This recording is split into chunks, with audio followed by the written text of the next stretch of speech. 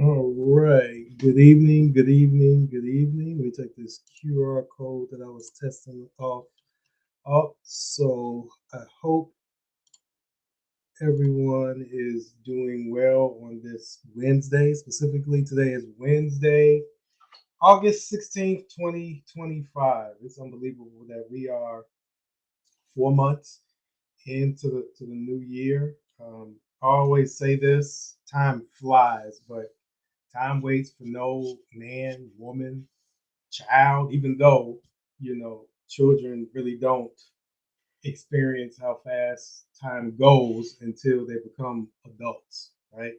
I don't know. Or the only time that flies by is during the summer. Who knows? But as adults, we still got to work and provide and pay bills and still, your husband, a wife, uh, the important figure that you are in both the personal and professional realm. But we do what we need to do as professionals to hopefully make our family happy, but even more importantly, make yourself happy. Because if you do not make yourself happy, don't take care of yourself, your family is not going to be um, you're not going to be any use to your family. And that goes for being a man, a woman, or whatever have you. But that's another live stream, another topic for another live stream, right? So today, the success mindset, we are going to talk about uh, from passive to proactive.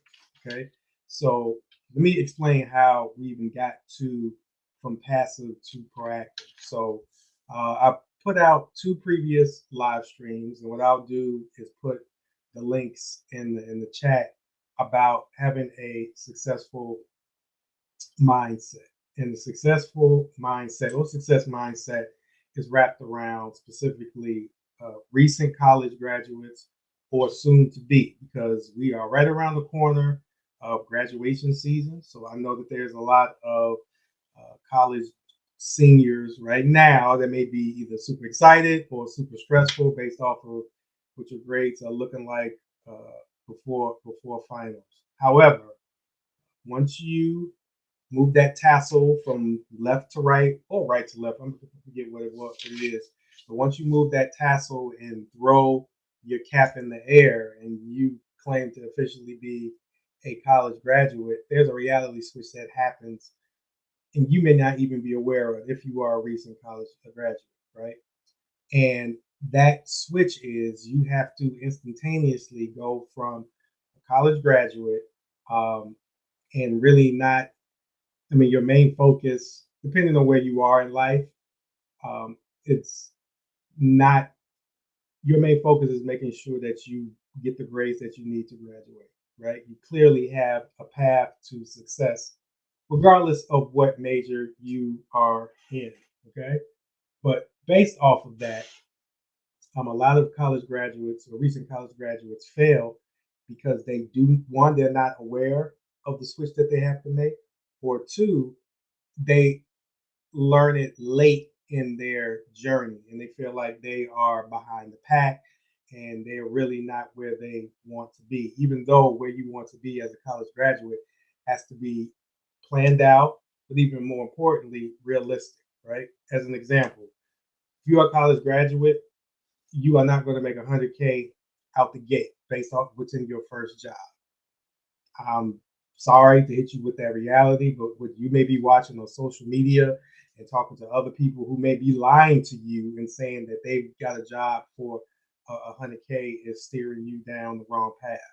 Not saying that you can't set a plan and a course of action to set that trajectory. So then you can work your way up to 100,000. But being a college graduate, you're not going to make that amount, right? And that's the harsh reality that I had to learn, and so many realities that I had to bring on to people that I coached or talked to or met at speaking engagements.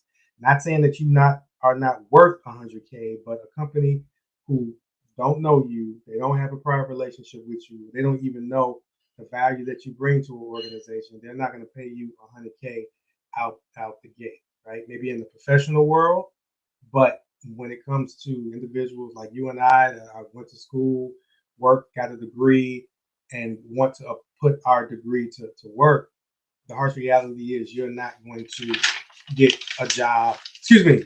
Hopefully, you'll get a job. You're not going to get a salary of 100K.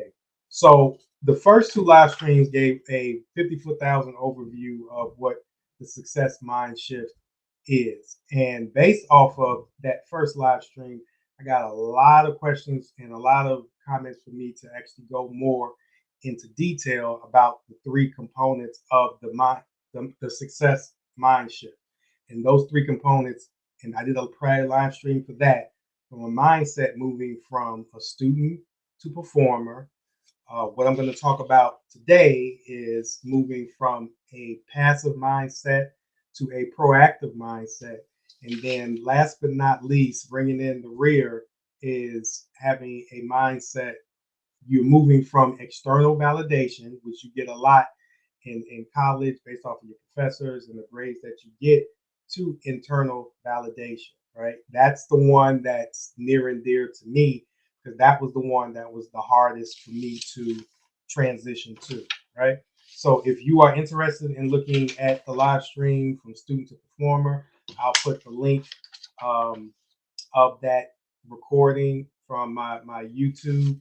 But today, we're going to talk about moving from a passive mindset to a proactive mindset. And the core shift of this is moving from you're waiting for overall direction, meaning you're waiting for your professors to tell you to read a certain amount or do homework or write this paper. Once again, colleges, there's little to no action without the professor telling you what to do, right? And it's not a broken model, but at the same time, people rarely switch that mindset to a proactive, meaning once you're graduating, the only thing people care about, especially in the professional world or the people that will employ you, is owning the outcomes and leading overall initiatives.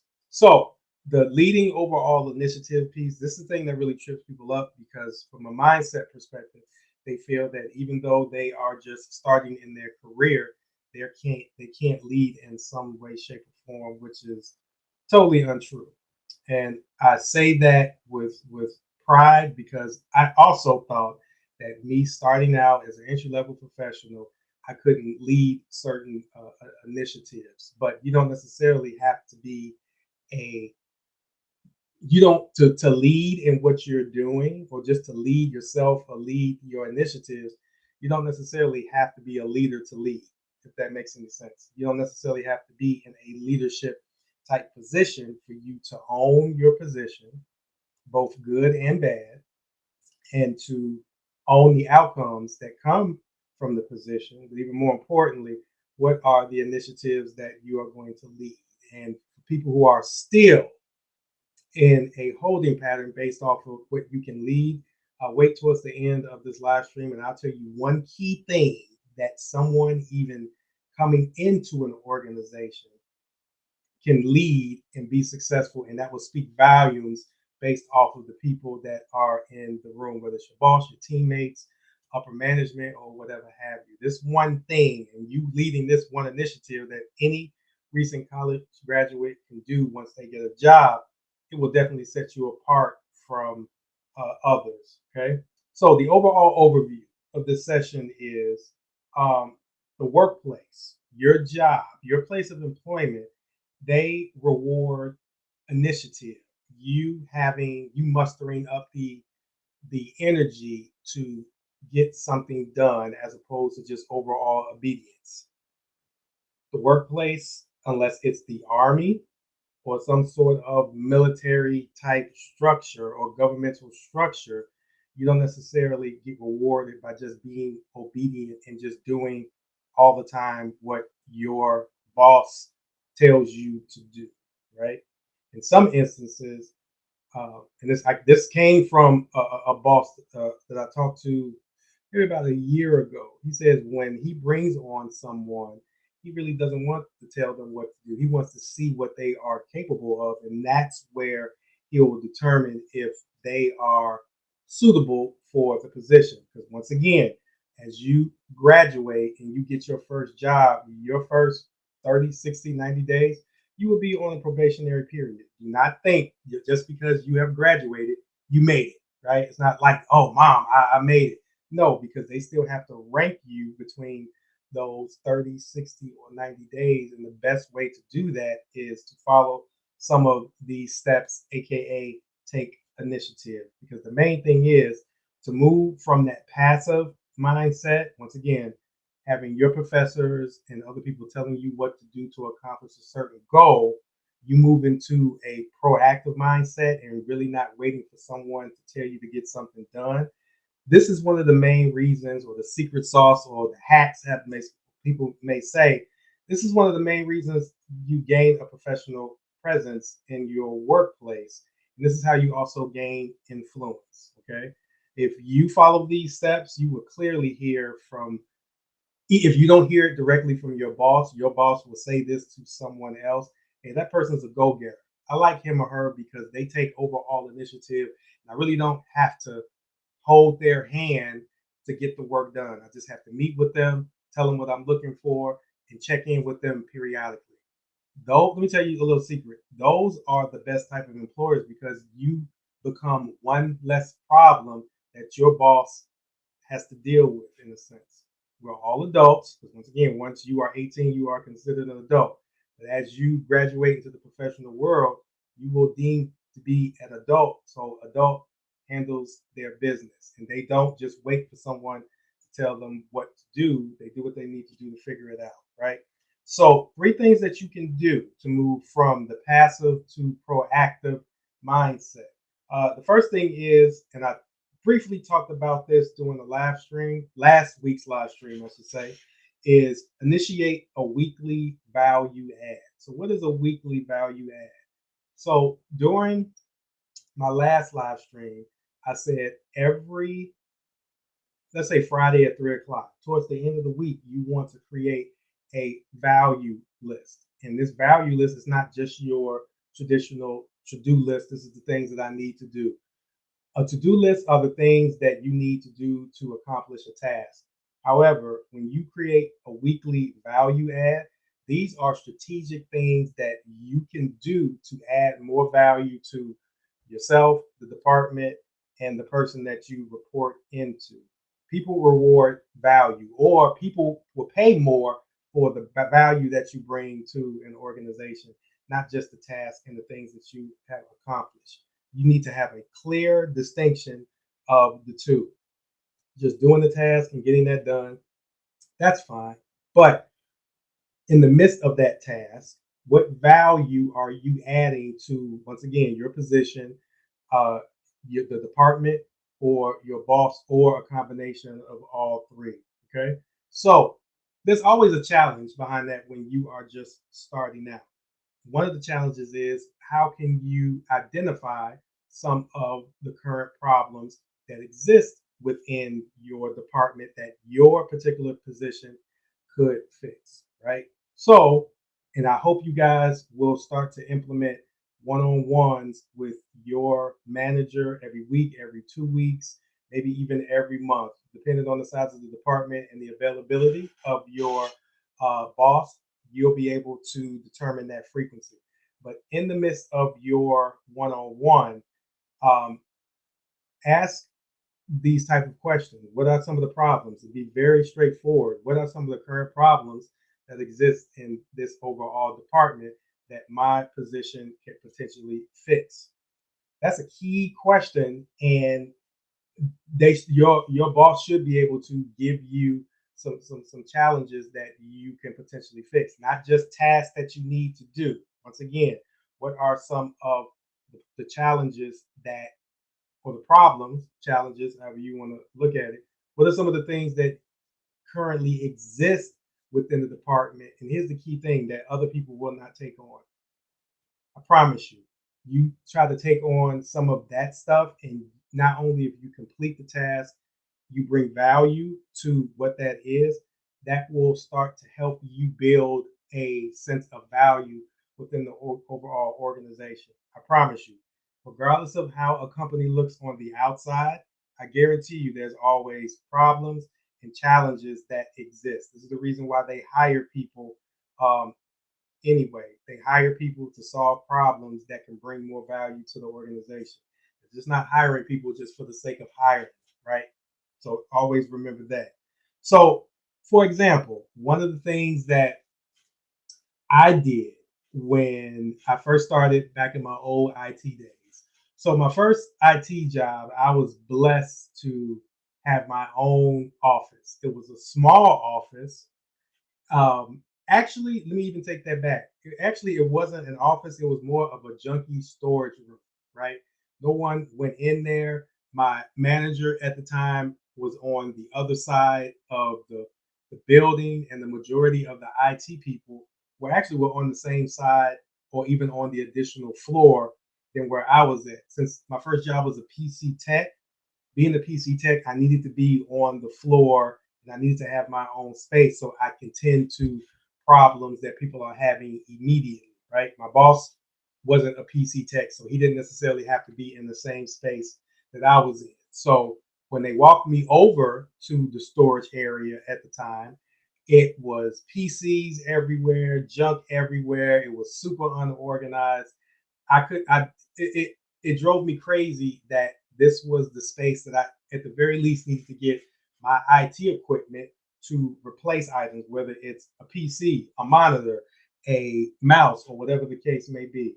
So what I did, I decided to stay late after work one day and decided to clean that entire place up, organize it, because I knew for a fact that this is the place that I was going to be at just to get my equipment.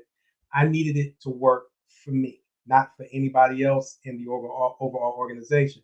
So that one initiative, once again, my boss didn't tell me that I needed to clean this area up. He just told me that this is where you can get the majority of your equipment. So after spending maybe 4 or 5 hours, because I knew it was late when I left that evening, I had racks. I was It was completely organized to the point where it started to stand out, to the point where my boss didn't even, the room was so junky that you couldn't even see anything on the floor. It was that bad. But just taking the initiative and cleaning it up because I knew I needed a workspace that worked for me. Clearly, that showed that I had the initiative to not wait for anybody to get something done. And even more importantly, it showed my overall character and how I actually work.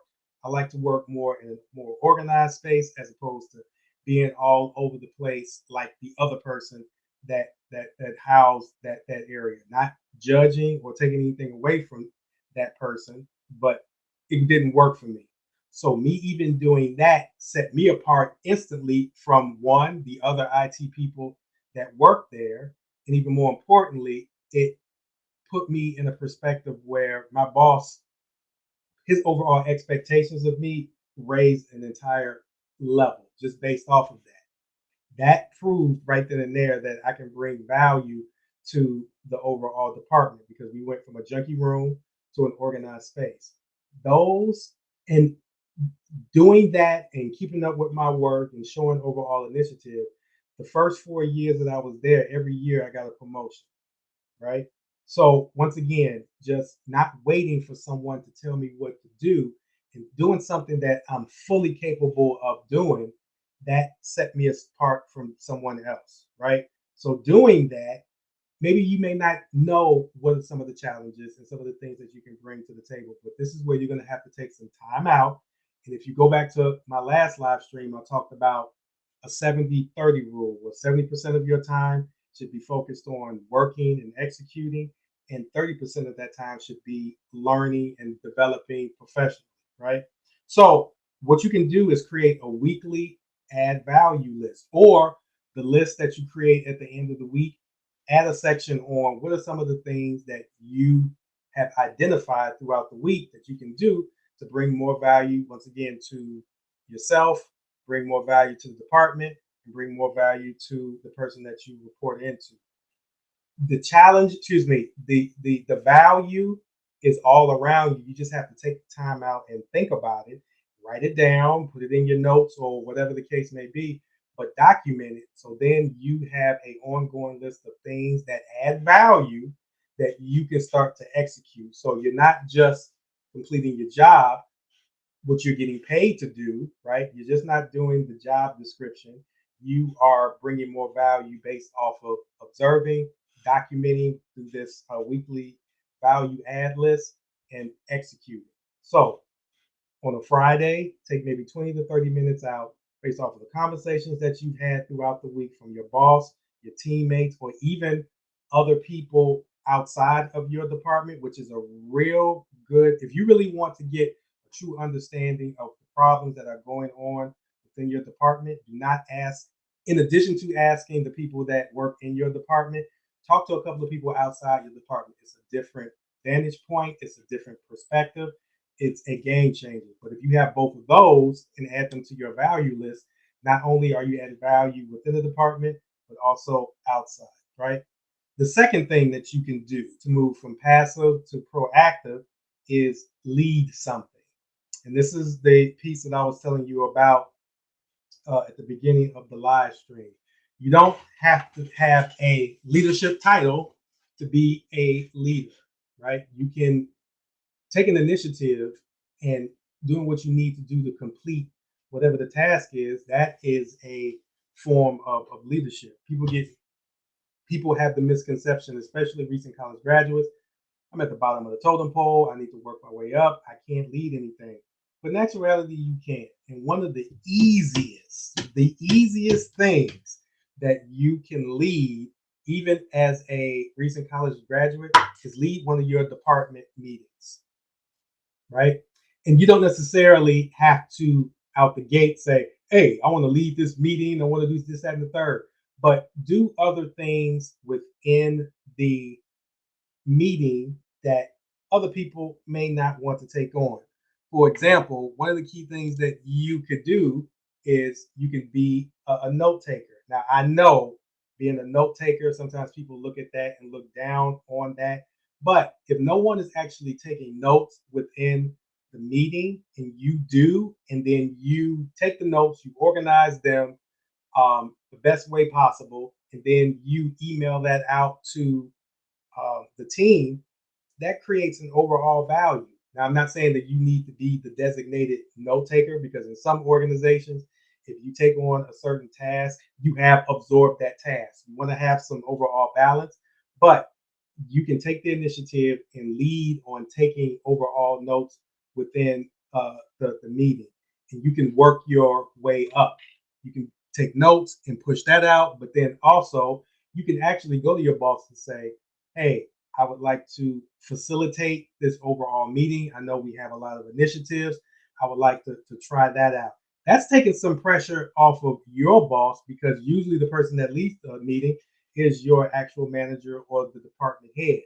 He or she has so many other things that they need to worry about um, within the company, that you taking this task off of them, they will be glad to do it, right? And if this is something that you guys are interested in knowing more about, please put it in the comments. I'll be more than happy to uh, do a live stream just based off of that, because that's something that it really separated me, especially in my early IT days. And leading a meeting or taking notes is an administrative task.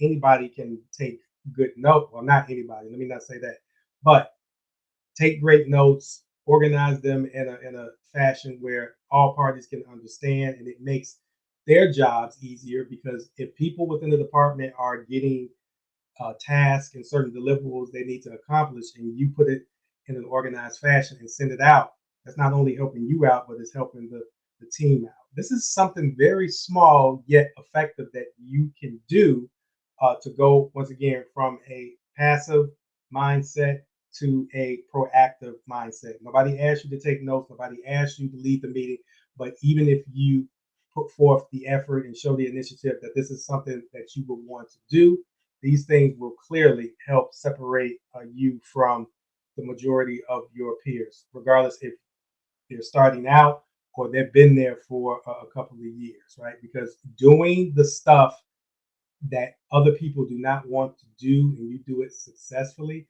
it separates you from other people.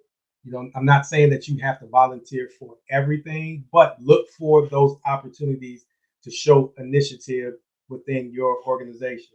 So I talked about creating a weekly value add, and then I also talked about leading something, but once again, leading something very small. And for as a quick recap, see if you can lead an actual meeting or lead in the meeting note taking process. Clearly, it's something low hanging fruit, it's something easy that you can do, but it will separate you and help you stand out, aka creates value for yourself.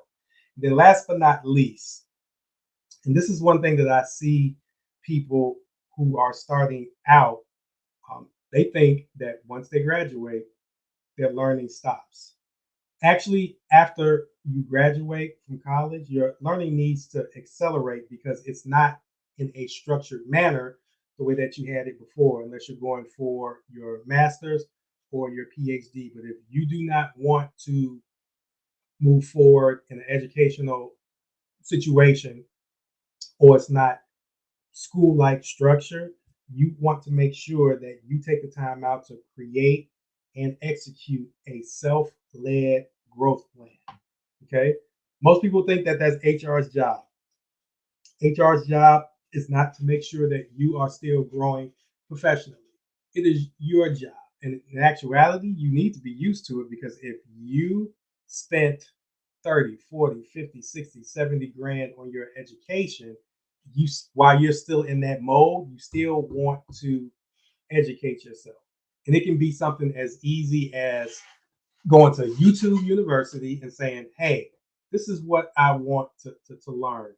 Go to YouTube, look at videos, listen to podcasts, or whatever the case may be, but you need to have some sort of self led growth plan, right?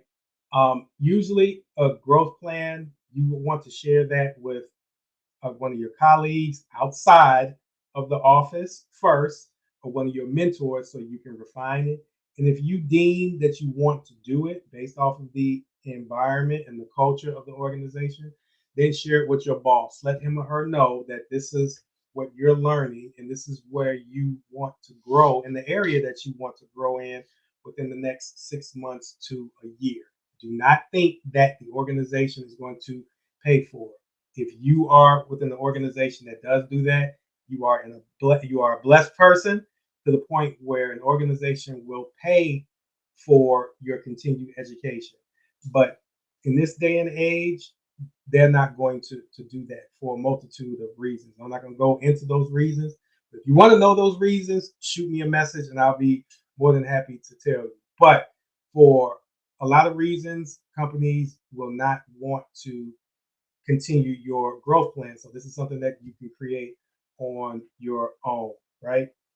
Build it your own. Don't wait for your manager. Don't wait for HR to initially do it, right? So there are three avenues that you can touch on, okay? So these avenues, I kind of look at them as pillars, right?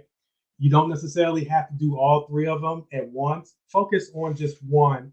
And then as you get into the groove of that one, then add on another one until you eventually get up to these three frameworks, excuse me, these three pillars that I'm going to tell you about that you will want to add to your growth plan. Number one, what is a skill, either a hard skill or a soft skill that you want to master within the next 6 months to a year?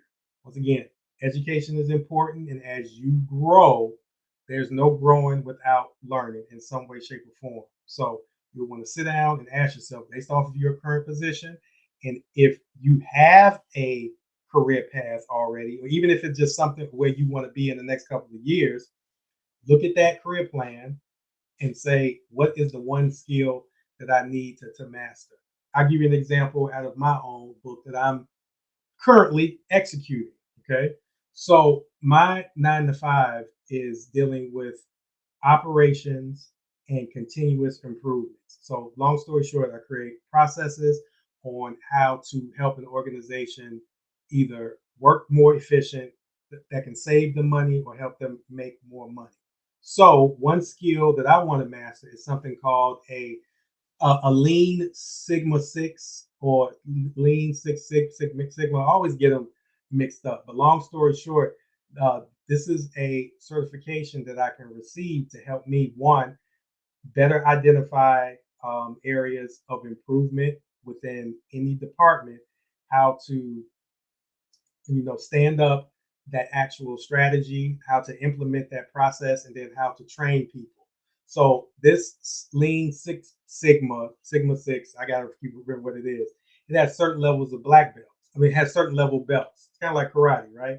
It has, I think, a green belt, a yellow belt, and a black belt. Right now, the one skill that I want to master is that lowest belt, because I know for a fact that I want to work up to that black belt. When I think about black belt, I think about what, but it is what it is, right? But I want to grow into that black belt for my own professional development. So the one skill that I want to master is the skills that come with that green belt, right? So pick one skill that you want to master within the next 6 months to a year. The second pillar is one experience that you want to gain professionally, right?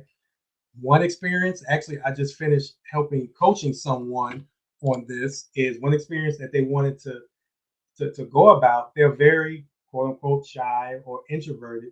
So one experience that they wanted to do is actually go to a networking event, right? So with that particular client, I just didn't register them for a networking event and then actually sent them on their way. No, we both went to this networking event. Um, I'll be very transparent with you guys. At this networking event, I already knew a couple of people, so I made sure that for me, I set it up where I knew the people that he was going to meet initially, just to get him warmed up. But then after maybe about an hour, he was off to the races, talking to people, making connections, and he was very comfortable in his space, to the point where that one experience that he wanted to gain, that set him up where now he's like a snowball. It's a snowball effect. It's getting bigger and bigger, and now he feels more comfortable, and he's going out to more events to build up his overall professional network. So, in the midst of you creating your plan, you want to ask yourself, if it isn't a skill that you want to master, is it a certain type of experience that you want to have as a professional? And if you do, put forth the action, set a plan, and then execute. And then last but not least, which kind of coincides with the example that I just told you about the experience he wanted to gain, what one relationship did you want to build, right? Who is that person or group of people that you want to start building an overall relationship with? Your relationships aren't going to fall out the sky, right? And most people think that just pulling out your phone and pulling out the QR code on LinkedIn and connecting with them on LinkedIn is building a relationship. It is not. That is, you are at the starting line as opposed to the finish line. And I guarantee you, and I got some slack based off of me saying this the last time, but your it'll get to a point where your professional relationships will have more value than the degree that you will acquire. Your degree will help get you through the door, but your relationships and a relationship that you will build will help navigate you a lot further, a lot faster, and a lot more effectively than your degree. If you disagree with it, we can agree to disagree, but I've known people, and this has happened to me myself. I don't think I would be at the level that I'm at right now in my career, and I'm still hunting for more without the relationships that I've built and nurtured and develop throughout the overall years, right? But for that overall growth plan, once again, you here are three, just to recap, three things that you can do, but you don't necessarily have to do them all at once. Because as a recent college graduate, I do not want you to get overwhelmed based off of this because you still have a lot to juggle in the midst of this overall transition. But once again, what's one skill that you would want to master within the next 6 to 12 months? What one experience that you want to gain as a professional? And once again, that can be going to a networking event, going to a conference. It can be a whole wide assortment of things, but you would want to strategically align that experience up based off of where you are in your career and where you want to go. And then last but not least, what's one relationship you would want to build, whether it's within the organization or outside the organization, because relationships matter. So I'm looking at the clock right now, and my apologies, I went over. The goal is usually to talk to you guys for 30 minutes, but for those who are still on, I appreciate it. And for anyone that is looking at the replay and you've made it this far, thank you so much. Please put replay in the comments so that I know that you are there. So I'll give you a shout out during my live stream. However, once again, moving from the passive to the proactive mindset, it's not an overnight process, right? This is something that if you have been indulged in the college life for 4, 5, 6, whatever amount of years that you were in college, it's going to take time for you to move from a passive mindset to a proactive. However, I guarantee you incorporate either all of these strategies or maybe even one of these strategies, you will start to move the needle forward that will help you get out of that mindset, right? For me, it took me a little while to understand that, but it was somewhat engraved in me already, but I really didn't push it out there the way I needed to help escalate the process. And you know what? Let me even take back saying escalate the process because it happened the way it needed to happen. Whether how long or how short these opportunities or this mindset shift happened for me, it happened when it needed to happen, right? But give yourself some grace, be patient with yourself.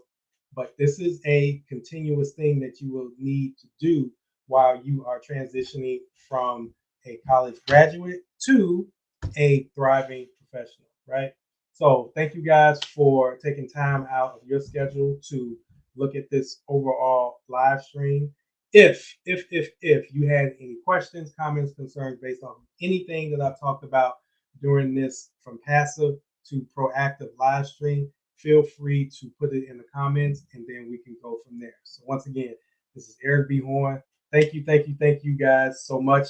And also, I didn't say this during the last two live streams. So if there's a topic that you wanted me to talk about, give you tips on, advice on, or whatever have you, put it in the comments. Now, I have a huge list of subjects to talk about, but I will be more than happy to, do a special live stream based off of a topic that you may be struggling with, you may be interested in, or you need some advice on. So don't be a stranger. Feel free to put whatever you would want me to do a live stream on, or live stream on in the comments, and then we'll go from there.